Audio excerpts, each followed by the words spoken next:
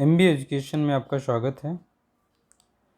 हम SSC CGL के 2024 में आए हुए एग्ज़ाम पेपर को देख रहे हैं, जहां पे हम 9 सितंबर के शिफ्ट फर्स्ट के पेपर को देख रहे हैं। पिछली क्लास में हमने 10 क्वेश्चन देख लिए हैं, आज हम उसके आगे से देखते हैं। यहाँ पे देखिए डायरेक्शन क्या दिया गया, the following sentence has been split. Split मतलब होता है, स्प्लिट एक वर्ब है, यहाँ पे मेन वर्ब है।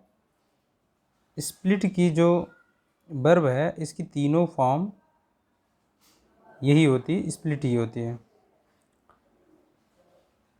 यानी इसकी बेस फॉर्म, पास्ट फॉर्म और पास्ट पार्टिसिपल फॉर्म, तीनों फॉर्म इसकी इसी रूप में लिखी रहती है जिस रूप में ये दिख रही है। तो हमें ऐसी वर्ब को ध्यान देना होगा जहाँ पर क्या होता है, उनका बेस फॉर्म, पास्ट फॉर्म और पास्ट पार्टिसिपल फॉर्म ये कुछ अलग तरीके से चेंज होते हैं, इनमें कुछ परिवर्तन अलग तरीके से होते हैं। देखिए ये जो वर्ब है इसका फर्स्ट फॉर्म यानी बेस फॉर्म भी यही है, पास्ट फॉर्म भी यही है और इसका थर्ड फॉर्म जिसे हम पास्ट पार्टिसिपल कहते हैं वो फॉर्म भी यही है। तो ऐसी वर्ब को हमें ध्यान रखना होगा। स्प्लिट मतलब होता है क्या करना, किसी चीज़ को विभाजित करना। In two divide or to make something divide, यानी किसी चीज़ को डिवाइड करना दो या दो से अधिक पार्ट में, ये होता है स्प्लिट। तो कहा जा रहा है यहाँ पे फॉलोइंग मतलब नीचे जो अनुसरण करता हुआ जो सेंटेंस है उसे 4 सेगमेंट में बांट दिया गया है। आइडेंटिफाई करना है उस सेगमेंट को that contains a grammatical error, जो क्या करता है, एक ग्रामेटिकल इरर जिसमें है हमें उस सेगमेंट को पहचानना है। 4 सेगमेंट में से 4 भाग में से हम देखेंगे, 1 भाग 2 3 और ये 4, इसमें से हमें पहचानना है कौन से सेगमेंट में इरर है। तो हम चलते हैं, हम सेंटेंस को कैसे देखते हैं। पहली बात तो हम सेंटेंस को बांट लें। देखिए ये हमारा हो गया प्रेडिकेट का पार्ट, पहले हमारा सब्जेक्ट का पार्ट हो गया ये। उसके बाद ये जहाँ से वर्ब स्टार्ट होती है वो प्रेडिकेट का पार्ट हो गया। ये प्रेडिकेट का पार्ट हो गया जहाँ पर हम देखेंगे सब्जेक्ट में हमने कहा था एक नाउन का होना अति आवश्यक है और नाउन के साथ और चीज़ें हो सकती हैं। तो नाउन हमारा देखिए ब्रदर है, जो यहाँ सब्जेक्ट वर्ड है ब्रदर, और उसके साथ में क्या लगा हुआ है, पॉजेसिव एडजेक्टिव लगा हुआ है जो इस सब्जेक्ट का पार्ट है। तो माई ब्रदर, तो इसमें कोई दिक्कत नहीं है, कोई व्यक्ति अपने ब्रदर के बारे में बोला, माई ब्रदर परफॉर्म्ड। अब देखिए ये क्या है, ये हमारी फाइनाइट वर्ब है जो सेकंड फॉर्म में है, वर्ब की सेकंड फॉर्म है यानी पास्ट फॉर्म है। तो ये पास्ट इंडेफिनिट टेंस बना रहा है, यानी मेरे ब्रदर ने परफॉर्म किया था। आगे हम देख रहे हैं extremely good in the class, इन लग गया प्रीपोजिशन, इसके बाद एक नाउन आना चाहिए, क्लास आया हुआ है। इन दी क्लास टेस्ट, आप ये क्लास टेस्ट एक साथ लेकर पढ़ेंगे। क्लास में जो टेस्ट हुआ था उसकी बात कहा जाए कि जरे क्लास टेस्ट में बहुत अच्छा, हम कहें अत्यधिक अच्छा परफॉर्म किया था। परफॉर्म करने का मतलब उसने बहुत अच्छा प्रदर्शन किया था। हेल्ड स्टरडे, अब इस टेस्ट, ये हेल्ड जो है ये वर्ब जो हमारा है वर्ब की थर्ड फॉर्म है जिसे हम पास्ट पार्टिसिपल फॉर्म कहते हैं। और हम जानते हैं पास्ट पार्टिसिपल फॉर्म जो है वो एडजेक्टिव का भी कार्य कर लेता है। अगर वो एडजेक्टिव का कार्य करता है तो वो किसी नाउन के बारे में बता रहा होगा। तो ये किसके बारे में बता रहा है, ये इस क्लास टेस्ट के बारे में बता रहा है कि ये जो क्लास टेस्ट जो आयोजित किया गया था कल, तो आयोजित हुआ, इसका मतलब हुआ यानी क्या, ये जो क्या आयोजित हुआ, क्लास टेस्ट जो है, क्लास का जो टेस्ट हुआ ये जो आयोजित हुआ। और ये देखिए जो हेल्ड है ये थर्ड फॉर्म किसकी, होल्ड की। होल्ड हमारी वर्ब है, फर्स्ट फॉर्म में है, सेकंड फॉर्म हेल्ड है, थर्ड फॉर्म भी इसका हेल्ड है। तो आप यहाँ पे देखेंगे तो हम गलती यहाँ अगर निकालने चलते हैं तो इस हिसाब से हमें दिखा भाई क्या है, अगर परफॉर्म की बात करें, देखिए हम क्या करें, my brother performed extremely good. देखिए तो क्या बताया जाए, देखिए ये जो गुड वर्ड है ये हमारा इस वर्ब के बारे में बता रहा है। अगर आप एक्सट्रीमली को हटा लें तब आपको नजर आएगा क्या बताएगा, क्या बता रहा है, मेरे ब्रदर ने परफॉर्म किया था, अच्छा परफॉर्म, कैसा, परफॉर्म किया था, अच्छा परफॉर्म किया था। तो अच्छा परफॉर्म किया है तो वर्ब के बारे में बता रहा है, वर्ब के आप कह लीजिए वर्ब के मैनर को बता रहा है किस तरीके से किया था। तो यहाँ पे क्या है, ये अच्छी तरीके से किया था उसने। तो वर्ब के बारे में जो बताता है वो एडवर्ब होता है, ना कि एडजेक्टिव। तो यहाँ पे जबकि गुड जो है हमारा वो एडजेक्टिव की तरह कार्य करता है, गुड हमारा एडवर्ब की तरह कार्य नहीं करता है। तो यहाँ पे क्या होना चाहिए, हमारा एडवर्ब प्रयोग होना चाहिए, यहाँ होना चाहिए विल। और एडवर्ब अच्छा का सेंस हमें लेना है तो विल यहाँ पे कार्य करेगा हमारा। तो हमें होना चाहिए क्या, यहाँ पे विल रखना चाहिए।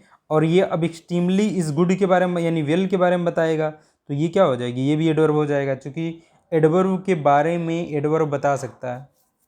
यहाँ पर आप देखेंगे इस वाले पार्ट में हमारी गलती है यहाँ पे, क्योंकि ये गुड जो है ये वर्ब के मैनर को बता रहा है कि उस वर्ब को किस तरीके से परफॉर्म किया गया था। तो किस तरीके से, अच्छी तरीके से कहा जा रहा है, मतलब अच्छी तरीके से उसने परफॉर्म किया था। तो वर्ब के बारे में जो बता सकता है वो एडवर्ब होना चाहिए। अब ध्यान देंगे यहाँ पे, अगर आप डिक्शनरी में देखने जाएंगे तो एक चीज़ का ध्यान रखिएगा, आपको दो प्रकार की इंग्लिश मिलती है। एक होती है नॉर्थ अमेरिकन इंग्लिश जो ऐसे लिखी रहती है, एक होती है ब्रिटिश इंग्लिश। तो हमें क्या पढ़ना होता है, हमें ब्रिटिश इंग्लिश पढ़नी होती है, नॉर्थ अमेरिकन इंग्लिश हमें नहीं पढ़नी होती है। अगर आप नॉर्थ अमेरिकन इंग्लिश में डिक्शनरी में जा करके देखेंगे तो ये गुड जो है ये एडवर्ब का भी कार्य कर लेता है, लेकिन ये नॉर्थ अमेरिकन इंग्लिश में ऐसा गुड का प्रयोग एडवर्ब की तरह किया जाता है। लेकिन ब्रिटिश इंग्लिश में गुड का प्रयोग एडजेक्टिव की तरह होता है, एडवर्ब की तरह नहीं होता है। तो आप ये डिक्शनरी में देखेंगे तो वहाँ पे ब्रिटिश इंग्लिश में गुड एडजेक्टिव की तरह ही प्रयोग होता है। तो इस तरीके से यहाँ पे चूंकि ये वर्ब के बारे में बता रहा है, हमें एडवर्ब चाहिए, तो इसलिए हमारे इस पार्ट में गलती है, यानी सेकंड जो हमारा पार्ट है इसमें गलती है। यहाँ होना चाहिए एक्सट्रीमली विल होना चाहिए। चलिए हम आगे देख लेते हैं। अगला क्या कहा जा रहा है यहाँ पे, आप देख लीजिए परफॉर्म जो है इसका मीनिंग होता है प्रदर्शन करना, यानी उसने अच्छा प्रदर्शन किया था। स्प्लिट का हमने देख ही लिया। अगले क्वेश्चन पे आते हैं हम। तो यहाँ पे क्या कहा जा रहा है, सिलेक्ट, हमें सिलेक्ट करना है क्या चीज़, इनकरेक्टली स्पेल्ड वर्ड। अब देखिए यहाँ पे एक बार बाई हमारे स्पेल, वहाँ पे क्या आई थी, यहाँ पे हमारा आया था स्प्लिट आया था। इस बात का ध्यान रखेंगे, ये जो वर्ब है हमारी, जैसे स्प्लिट हमारी वर्ब की तीनों फॉर्म एक ही थी, लेकिन इस स्पेल जो है ये किससे बना हुआ है, स्पिल्ट जो है स्पेल वर्ब से बना हुआ है। स्पेल, स्पेल्ट, स्पिल्ट, इसकी फर्स्ट फॉर्म होती है स्पेल, सेकेंड फॉर्म होती है स्पेल्ट, और जो है इसकी थर्ड फॉर्म जो होती है वो भी होती है स्पेल्ट ही। तो अब ऐसी वर्ब को हमें ध्यान रखना है कि इसकी फर्स्ट फॉर्म सेकेंड फॉर्म क्या होती है। तो आप यहाँ पे देख सकते हैं इस वर्ब की जो फॉर्म है ये स्पेल्ट,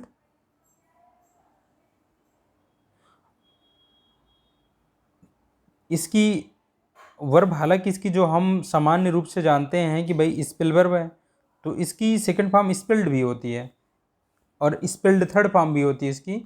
लेकिन यहाँ पे हमें प्रयोग करते समय इस चीज़ को देखना होगा ध्यान से कि भाई कि ज़्यादातर प्रयोग ये हो जाएगा, यानी इसकी दो दो सेकेंड फॉर्म और थर्ड फॉर्म होती हैं। तो इस बात को आप देखेंगे, जैसे हमने क्या कहा यहाँ पे, इस चीज़ को आपको समझना है। हमने कहा इसका जो है ये भी होता है, यानी कि स्पेल हो गई इसकी फर्स्ट फॉर्म, स्पेल हो गई फर्स्ट फॉर्म, सेकेंड फॉर्म इसकी हो ये भी हो जाएगी, स्पेल्ड भी होगी जो ईडी लगा के बनती है फर्स्ट फॉर्म, और ये भी होगी क्या, स्पेल्ट, ये भी होगी, और इसकी थर्ड फॉर्म भी स्पेल्ड हुई होगी और ये भी होगी। तो आप ध्यान देंगे इसकी सेकंड फॉर्म दो दो हैं, ये सेकंड फॉर्म और थर्ड फॉर्म यही रहेंगे। तो इस बात का ध्यान रखेंगे, ये जो होगी ये हमारी पास्ट पार्टिसिपल के रूप में प्रयोग होगी, और हम जानते हैं, और ये पास्ट टेंस को बताने के लिए ये प्रयोग होगी। पास्ट पार्टिसिपल के रूप में अगर आप प्रयोग करना चाहेंगे तो क्या प्रयोग होगी आपकी, ये प्रयोग होगी। पास्ट पार्टिसिपल के रूप में ज़्यादातर ये एडजेक्टिव के रूप में जो प्रयोग किया जाएगा ये वाला प्रयोग किया जाएगा, स्पेल्ट। तो यहाँ पे हो गया select the incorrectly spelt word, यानी लिखा हुआ। जब एडजेक्टिव पास्ट पार्टिसिपल एडजेक्टिव का कार्य करता है तब हम पढ़ते हैं क्या, उसे हुआ करके की, स्पेल मतलब लिखा हुआ ऐसे, यानी वो चीज़ हो चुकी है। तो हम कह रहे हैं जो गलत रूप से लिखा हुआ वर्ड है उसे हमें पहचानना। चलिए हम यहाँ देखते हैं, ये है ब्यूरोक्रेसी। ब्यूरोक्रेसी को अगर हिंदी में हम कहें तो क्या है, ये नौकरशाही, यानी एक ऐसा सिस्टम जिसमें जो शासन किया जाता है वो नौकरों के द्वारा किया जाता है, ऑफिशियल्स के द्वारा किया जाता है, ये हो गया ब्यूरोक्रेसी। अगला हो गया हमारा, देखो इम्बरेश। इम्बरेश मतलब होता है, इम्बरेस मतलब होता है शर्मिंदा करना। तो आप देखेंगे इम्बरेस जो है हमारा, इसकी भी स्पेलिंग क्या है, सही है यहाँ पे। तो इम्बरेस भी हमारा भी सही है।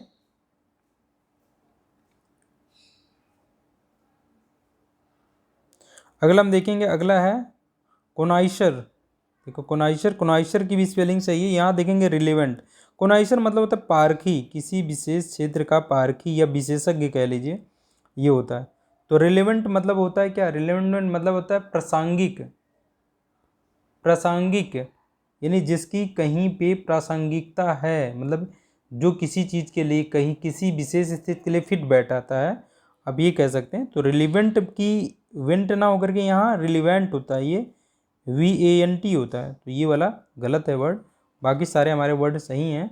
एम्ब्रेस हमारा देखिए यहाँ पे क्या है, एम्ब्रेस हमारा एक, आप इसे नाउन के रूप में भी ले सकते हैं, शर्मिंदगी हो जाएगी, एम्ब्रेस मतलब हो जाएगा शर्मिंदगी। तो इम्ब्रेस हमारा, हालांकि ये एडजेक्टिव वर्ड ही होता है, इम्ब्रेस हमारा नाउन के फॉर्म में नहीं यूज होता। ये हमारा क्या है, ये वर्ब फॉर्म है। ये हमारा नाउन फॉर्म था, ये नाउन फॉर्म था, ये भी हमारा नाउन की तरफ यूज हो जाता है।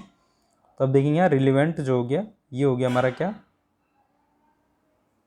यहाँ पे गलत है। अगला हम देखते हैं। तो यहाँ आप देख सकते हैं, ये हालांकि यहाँ एडजेक्टिव की तरह आप इसे प्रयोग करेंगे। देखिए क्या है, प्रासंगिक या उपयुक्त, इसके बाद आप नाउन रख सकते हैं। अगला हम देखते हैं।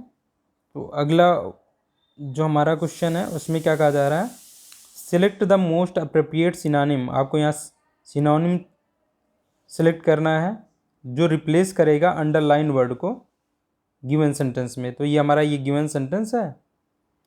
अच्छा एक बात की और हम बात करेंगे यहाँ पे कि कभी भी हमारा जब सेंटेंस जो है, सेंटेंस तभी का, देखिए क्या कह रहा है, दिए गए सेंटेंस में, दिए गए सेंटेंस में हमारा सेंटेंस तब पूरा होता है जब उसमें एक फाइनाइट, कम से कम एक फाइनाइट वर्ब आ जाए। तो देखिए यहाँ फाइनाइट वर्ब इज आ चुकी है, ये प्रेडिकेट का पार्ट है, ये हमारा सब्जेक्ट का पार्ट है। तो हमारा एक सेंटेंस पूरा हो रहा है, इसलिए बोला जा रहा है नीचे दिए गए सेंटेंस में जो अंडरलाइन वर्ड है उसको रिप्लेस करना है आपको, और अप्रोप्रिएट सिनोनिम से करना है। यानी हम अल्ट्रुस्टिक का देखेंगे। अल्ट्रुस्टिक जो है, जिस वर्ड में लास्ट में ये लगा रहता है वो समानता है, जैसे ये पिक लगा हुआ है तो ये एडजेक्टिव रहता है। तो यहाँ पे हम देखेंगे अल्ट्रुस्टिक का मतलब क्या है, परोपकारी, इसका मतलब परोपकारी। तो परोपकारी के बाद आप एक नाउन लगा लीजिए, तो देखिए क्या है, परोपकारी व्यक्ति, तो ये हो गया परोपकारी। हम कह रहे हैं नो अल्ट्रुस्टिक इज ट्रूली सिंसियर, मतलब कोई भी कहा जा रहा है, कोई भी परोपकारी जो है वो सत्य रूप से क्या, सिंसियर, सच्चा। कोई यहाँ नेगेटिव बन गया, देखो कोई भी परोपकारी क्या है, वो सत्य रूप से, सच्चे रूप से क्या है, ईमानदार नहीं होता है, सिंसियर नहीं होता है। ये चीज़ यहाँ सिंसियर है यहाँ पे हुआ, ठीक है ये। तो आप देखेंगे यहाँ पे अगर फिनोमिनल का देखेंगे तो फिनोमिनल की मीनिंग क्या हो जाएगी, देखिए यहाँ पे फिनोमिनल की मीनिंग होती है प्रभावशाली या असाधारण। प्रभावशाली या असाधारण, जो टिपिकल नहीं होता है, यानी कि जो बहुत ही साधारण नहीं होता है, कोई प्रभावशाली चीज़ है उसे आप फिनोमिनल कहेंगे। ये फिनोमिना से बना हुआ है। फिनोमिना मतलब होता है एक घटना, एक विशेष घटना, तो उससे बना हुआ है। अब देखिए ये है फोनोटिपिकल। फोनो शब्द जहाँ लग जाता है उसका संबंध साउंड से जुड़ जाता है, तो ये साउंड से जुड़ गया। और यहाँ टिपिकल, टिपिकल मतलब होता है कोई साधारण सी चीज़, तो ये क्या होगी, फोनोटिपिकल यानी ध्वनि से जुड़ा हुआ, मान लीजिए ध्वन्यात्मक, यानी साधारण सी जो ध्वनि है उसको फोनोटिपिकल आप कहेंगे। और ये क्या हो गया, फिलंथ्रोपिक। फिलंथ्रोपिक एक वर्ड है जो, जिसका मतलब है, ये क्या है, इसका मतलब परोपकारी। तो आप ये देखिए इसका सिनोनिम क्या है, अल्ट्रुइस्ट का, परोपकारी ये। और ये फैंटास्मल, फैंटास्मल का मतलब होता है, देखिए यहाँ काल्पनिक या मायावी, जो कल्पनाओं में होता है उसे फैंटास्मल कहते हैं। तो ये हो गया हमारा, यहाँ पे हमने देखा कि इसका जो हम सिनोनिम देख पा रहे हैं वो क्या है, फिलंथ्रोपिक। अगला हम आ जाते हैं, देखिए यहाँ क्या है, इन्वेंडो। इन्वेंडो मतलब क्या है, यहाँ क्या हमें करना है, अप्रोप्रिएट सिनोनिम इसका ढूंढना है। इन्वेंडो क्या होता है, अप्रत्यक्ष रूप में किसी को बोला गया एक ऐसा, मतलब समझ लीजिए एक टिप्पणी, किसी के ऊपर किया गया कोई रिमार्क है जो क्या होता है, समांतर रूड होता है, रूड होता है, या समझ लीजिए वो क्या होता है, रूड होता है या बैड होता है, बैड रिमार्क, आप बैड रिमार्क समझ लीजिए, जो सामने वाले को बोला जाए लेकिन उसको क्या है, अप्रत्यक्ष रूप से बोला जाए, ऐसे रिमार्क को हम कहते हैं क्या, इन्वेंडो। अब देखिए यहाँ पे इसका मतलब, इसका क्रूड का मतलब है अपरिष्कृत या कच्चा, ठीक है। ऐसे ये प्रोज का मतलब है गद्य, गद्य। रैग्ड का मतलब है, रैग्ड का मतलब फटा पुराना, ये चीज़ होती है फटा पुराना, आप कह सकते हैं। और इंसिनुएशन, इंसिनुएशन मतलब होता है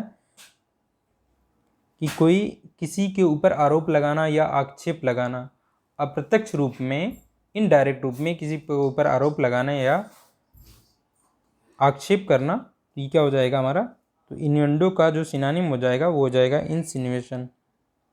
इनकी मीनिंग लिखी हुई आप देख सकते हैं कि इसका मतलब है कि एक रिमार्क जो बैड है या र्यूड है और ये इनडायरेक्ट रूप में किया गया है। तो यहाँ पे देखेंगे आप, रैग्ड मतलब होता है जर्जर यानी फटा हुआ, ज़्यादातर ये कपड़े के लिए प्रयोग किया जाता है, फटे हुए कपड़े के लिए रैग्ड।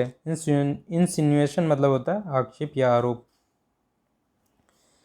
अगले में हम आ जाते हैं, यहाँ पे क्या कह रहा है कि आपको यहाँ पे फिल करना है, सिलेक्ट करना है हमारे जो 4 ऑप्शन में से most appropriate option to fill the blank. Blank को फिल करने के लिए हमें इनमें से एक सिलेक्ट करना है। विनोद हैड, विनोद हैड अ। अब यहाँ देखिए आप, जो अ लगा हुआ है ये बता रहा है, ये क्या एक डिटर्मिनर है जो बता रहा है कि हमारे बाद एक सिंगुलर काउंटेबल नाउन आना ही चाहिए। तो आप देखेंगे इस प्रीपोजिशन से पहले एक, देखिए ये, इसको हम नाउन के रूप में लेंगे। इसकेप वर्ब फॉर्म भी इसका यही है, लेकिन यहाँ पे ये नाउन फॉर्म हो रहा है। क्यों? चूँकि देखिए आर्टिकल आया हुआ है तो आर्टिकल के बाद एक नाउन आना चाहिए। और हमारे जो वर्ड दिए हुए हैं देखिए ये सारे एडजेक्टिव हैं। देखिए एबल लगा हुआ है, फुल भी एडजेक्टिव का कार्य करता है, नैरो भी, वाइड भी। अगर ये एडजेक्टिव हैं तो ये किसी नाउन के पहले बीच में रखना है यहाँ, तो ये क्या है, ये नाउन इसके बाद वाला नाउन रहेगा। तो ये नाउन हमारा यहाँ स्केप जो है वो नाउन का कार्य कर रहा है। वैसे स्केप अगर वर्ब के रूप में होती है इसका मतलब होता है बच निकलना कहीं से, चुपके से बच करके भाग जाना, बच निकलना आप कह लीजिए, या प्लायन कर जाना, किसी से बच करके भाग लेना, तो ये होता है स्केप। लेकिन स्केप मतलब यहाँ वो पढ़ेंगे क्या, यहाँ पे बचना, किसी से बचना, या प्लायन, क्योंकि ये नाउन की तरफ प्रयोग हो रहा है। तो हम कह रहे हैं कि देखिए जब प्लायन की बात है तो हम बारीकी से किसी से बचेंगे, बारीकी से बचने वाली बात आती है यहाँ पे। तो कंफर्टेबल ये मतलब नहीं हो कि आरामदायक रूप से बच गए, या फुल रूप से, पूरी तरीके या फुल रूप से बच गए। भाई फुल रूप से नहीं बचते हैं हम, बचने के लिए क्या होते हैं, आराम से, मतलब क्या होता है, बहुत बारीकी से बचते हैं, बच करके निकल लेते हैं। तो यहाँ पे नैरो मतलब संकीर्ण, बहुत ही बारीकी से बच गया। वाइड मतलब हो गया व्यापक, चौड़ा।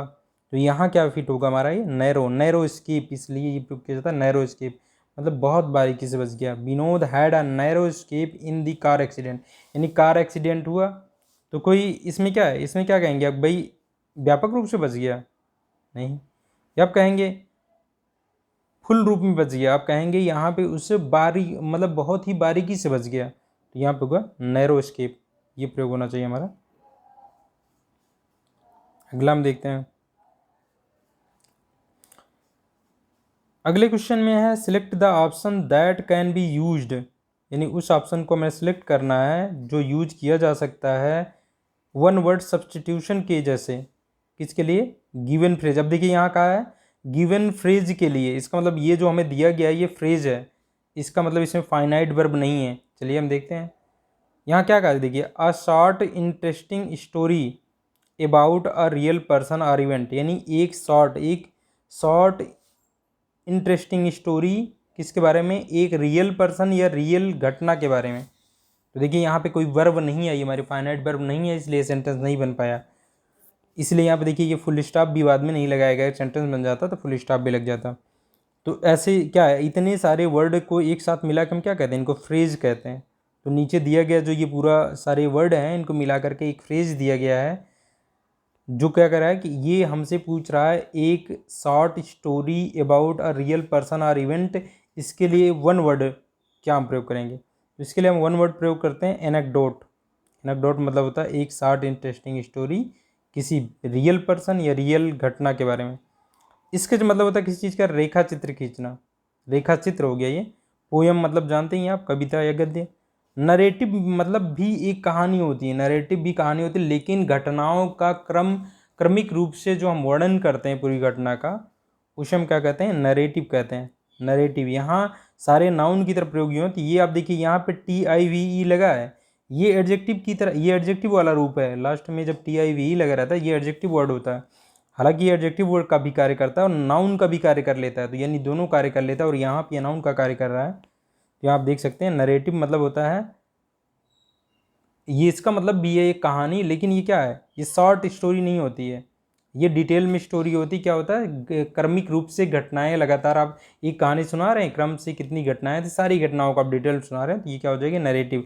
इसी से जो नाउन बनता है नरेशन, आप डायरेक्ट नरेशन या इनडायरेक्ट नरेशन जो पढ़ते हैं, नरेशन में भी तो क्या है, एक प्रकार की कहानी होती है, घटना का विवरण होता है। तो ये देखिए हमारे यहाँ पे क्या हो गया, ये हो गया एनेक्डोट। एनेक्डोट मतलब a short interesting story about a real person या रियल इवेंट। यहाँ आप देख सकते हैं इसका मतलब उपाख्यान हिंदी में कहते हैं, टीका चित्र आख्यान।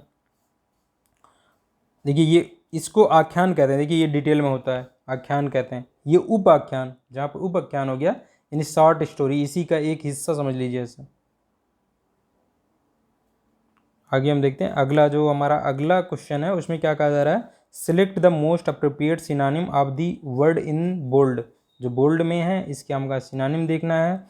देखते हैं, we would better watch our step, we would better watch our step and not give him any excuse to harass us further.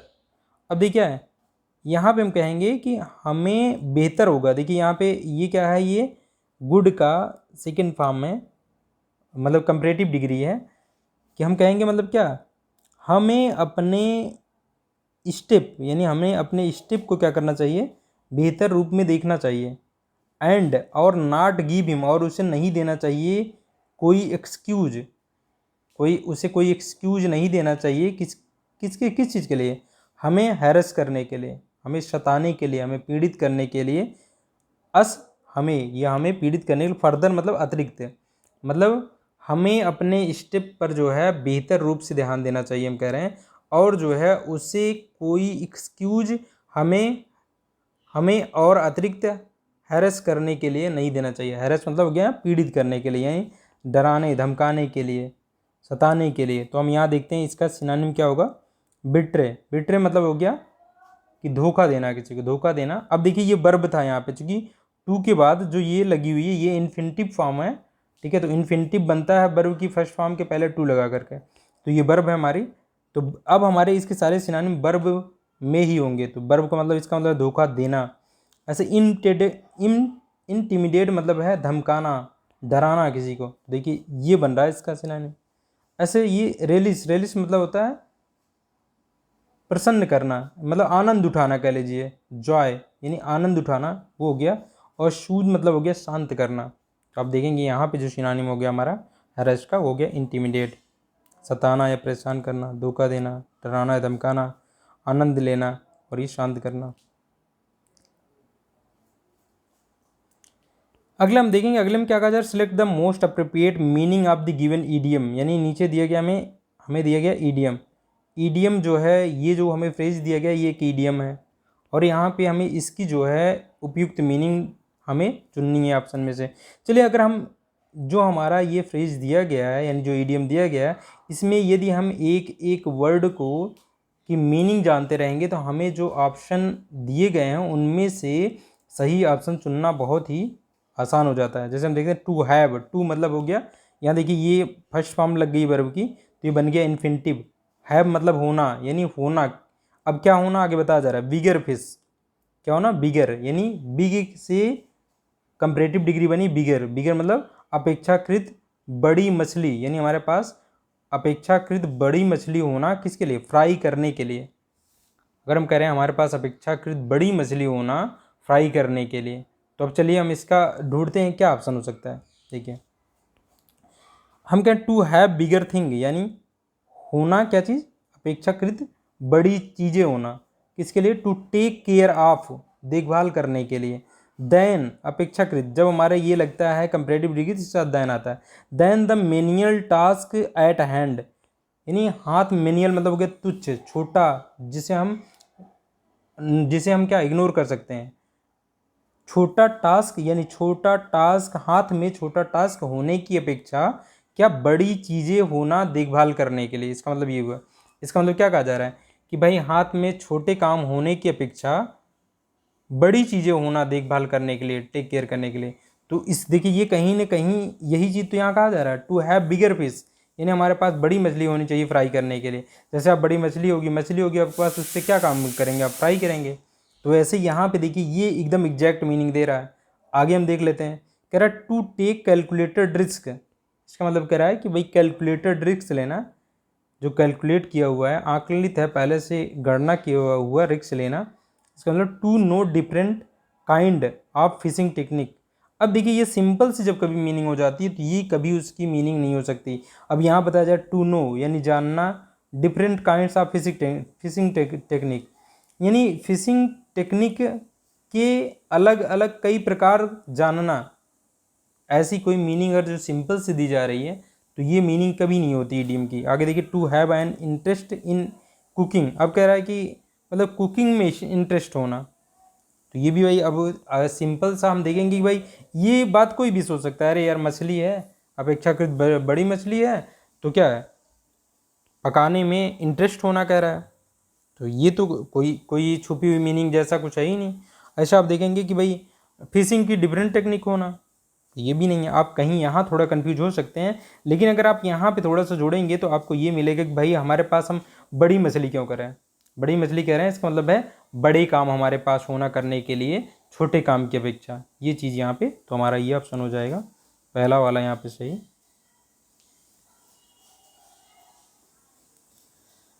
अगला हम देखेंगे, अगला जो क्वेश्चन है हमारा, इसमें क्या कहा जा रहा है, इन दी फॉलोइंग सेंटेंस। अब देखिए नीचे हमें एक सेंटेंस दिया गया, देखिए फुल स्टॉप लगा हुआ एक सेंटेंस है। 4 वर्ड्स आर अंडरलाइन, 4 वर्ड को इसने अंडरलाइन किया है, यानी प्रत्येक पार्ट में एक एक वर्ड को क्या किया, अंडरलाइन किया गया। कह रहा है कि out of which one word, इन 4 जिनको अंडरलाइन किया गया उनमें से क्या, उनमें में से एक one word is miss spelled. Miss मतलब गलत, गलत स्पेल्ड किया है, गलत लिखा हुआ है, गलत लिखा गया है। आइडेंटिफाई करना है वो जो इनकरेक्टली स्पेल्ड वर्ड है उसे हमें आइडेंटिफाई करना है। चलिए हमारा फोकस होना चाहिए जहाँ अंडरलाइन किए गए 4 वर्ड हैं हमारे, उनमें से कौन इनकरेक्ट लिखा गया है, मतलब किसकी स्पेलिंग रूप से सही प्रकार से नहीं लिखी हुई है। अगर हम देखें आप तो हम चाहें तो इस पर फोकस, आप देखिए इस पर फोकस करने की बहुत जरूरी नहीं है, पूरे सेंटेंस पे आप फोकस कीजिए, आप उन्हीं पे देख लीजिए, और अगर आपको स्पेलिंग उनकी पता है तो आप कर सकते हैं। अगर आपको नहीं पता चल रहा है, ऐसा वर्ड कभी आपने देखा नहीं है, तो थोड़ा सा याद आ जाए, इसलिए आप सेंटेंस को पूरा पढ़ेंगे, उसकी क्या मीनिंग निकल रही है, तो उससे कुछ चीज़ें याद आ जाए। जैसे हम देखें यहाँ कह रहा है after the recapture of Tololing. Tololing यानी टोलोलिंग एक जगह है, कह रहा है उसको रिकैप्चर करने के बाद, मतलब युद्ध, समझ लीजिए यहाँ युद्ध की बात चल रही है, एनिमी से युद्ध हो रहा है, तो क्या है, टोलोलिंग एक जगह है, उसको क्या किया, रिकैप्चर किया है, दोबारा उसको उस जगह पे दोबारा कब्जा कर लिया। कब्जा करने के बाद और कहाँ पे, केवल टोलोलिंग पे नहीं कहा जा रहा है, यहाँ पे कहा जा रहा है उसके एडजेसेंट फीचर्स पे। एडजेसेंट मतलब नज़दीकी, उसके निकटवर्ती जो स्थान है, फीचर्स मतलब यहाँ हुआ स्थान, निकटवर्ती जो महत्वपूर्ण स्थान है, यानी टोलोलिंग और उसके निकटवर्ती महत्वपूर्ण स्थानों को दोबारा कैप्चर करने के बाद अब क्या करा है, इवैक्यूएटिंग, यहाँ होना चाहिए इवैक्यूएट, एक वर्ड होता है इवैक्यूएट, इसका मतलब होता है कि किसी को बाहर खदेड़ देना, किसी को भगा देना, तो बाहर निकाल देना। तो इवैक्यूएटिंग द एनिमी यानी कि हम करें दुश्मन को बाहर खदेड़ते हुए from this well fortified position. अब देखिए यहाँ पे क्या है, ये बिल मतलब अच्छा, फोर्टिफाइड मतलब फोर्ट, फोर्ट आपने सुना है, जैसे रेड फोर्ट आपने सुना, फोर्ट मतलब क्या है, किला, इसी से बना हुआ ये क्या, फोर्टिफाइड। अब ये एडजेक्टिव है, मतलब अच्छी तरीक़ा से किला बंद, किले बंद पोजीशन, ये नाउन लग गया इसके बाद क्योंकि एडजेक्टिव था। मतलब अच्छे से किला बंद पोजीशन से उस एनिमी को बाहर निकालने के बाद, ठीक है, निकालने के बाद क्या है, मतलब निकालना क्या हो गया, बीकेम अ प्रियोरिटी, यानी ये अभी क्या हो चुका है, प्रियोरिटी हो चुकी है कि उस एनिमी को हम क्या, बिल फोर्टिफाइड पोजीशन से बाहर निकाल दें। मतलब कुल मिलाकर अब आप यहाँ देखेंगे क्या कहा जा रहा है कि भाई टोलोलिंग और उसके निकटवर्ती जो महत्वपूर्ण स्थान है उनको पुनः कब्जा करने के बाद एनिमी को इस फोर्टिफाइड पोजीशन से बाहर निकालना एक प्रायोरिटी हो गया था। तो ये चीज़ यहाँ सेंटेंस कही जा रही है। बी के में देखिए ये हमारा है, यहाँ पे हमारा ये सेंटेंस देखिए, अगर ये सेंटेंस आप देखेंगे, इस सेंटेंस में केवल एक फाइनाइट वर्ब है, वो कहाँ है, बी के में या। तो इसलिए यहाँ पे हम देखेंगे। अब हम देखते हैं गलत का, हमने दिखाया कि यहाँ पे ये इवैक्यूएट होना चाहिए, जो कि गलत है, स्पेलिंग होनी चाहिए इसकी ई। अब देखेंगे यहाँ पे हो जाएगा इवैक्यूएटिंग हो जाना चाहिए इसे। तो यहाँ ये बी वाला पार्ट गलत है, यानी ये किस ऑप्शन में है, 1 में है, तो ये सही है। चलिए अगला हम देख लेते हैं। अगला है हमारा, क्या कहा जा रहा है, select the most appropriate option to substitute मतलब किसी को रिप्लेस करना, यानी उसके स्थान लेना। तो यहाँ पे देखिए ये बना हुआ है हमारा इन्फिनिटिव के रूप में, तो यहाँ ये वर्ब का कार्य कर रहा है। कह रहा है select the most appropriate option to substitute the underline segment. Underline segment को हमें क्या करना है, सब्स्टिट्यूट करना है, दूसरे शब्दों से बदलना है segment in the given sentence. अब ये देखिए एक सेंटेंस है, फुल स्टॉप लगा हुआ है, हम देख लेंगे ये हमारा सब्जेक्ट है, ये प्रेडिकेट का पार्ट है पूरा।